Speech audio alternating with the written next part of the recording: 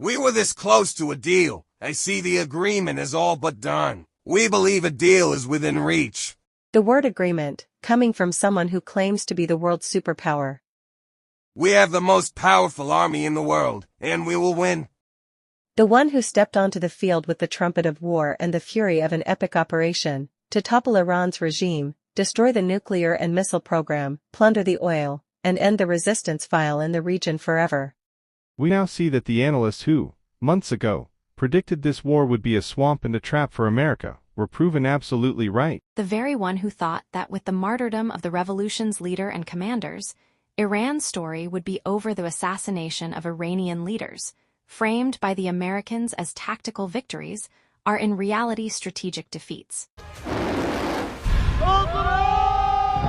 These defeats were also witnessed on the battlefield, from the failed attempt to steal uranium in the Isfahan operation, to schemes of maritime piracy and the opening of the Strait of Hormuz. All were desperate efforts to break out of the quagmire they had fallen into. Strategic oil reserves are being drained completely. This means oil prices reaching $200 per barrel is now a real prediction.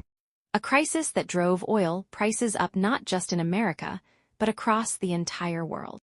Trump cannot accept the truth, even when facts repeatedly slap him in the face, and now he's thrashing around, trying to escape the disaster he himself created. It appears that the United States is terrifyingly close to a collapse of its hegemony and global credibility.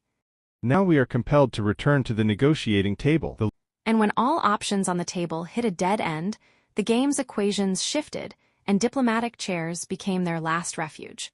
The losers don't get to set the terms of war. Iran has been victorious in this war, and it must determine the future of the region by dictating its own terms for a ceasefire, a possible agreement. A refuge to escape the war clinging to a word called agreement. An agreement that Iran has dictated, and the self-proclaimed superpower is now forced to sign.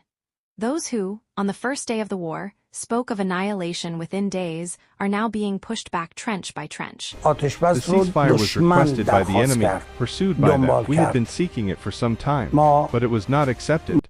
The equation is clear. The initiator of the war, having failed in all its objectives, is forced to retreat, and ultimately to beg for a deal that has already crumbled. Now he wants an agreement that saves himself, but he enters the negotiations from a position of weakness, and certainly, such an agreement will bring him nothing. Trump has said 38 times that a deal is imminent, and Iran says, say hello to the world's fourth superpower.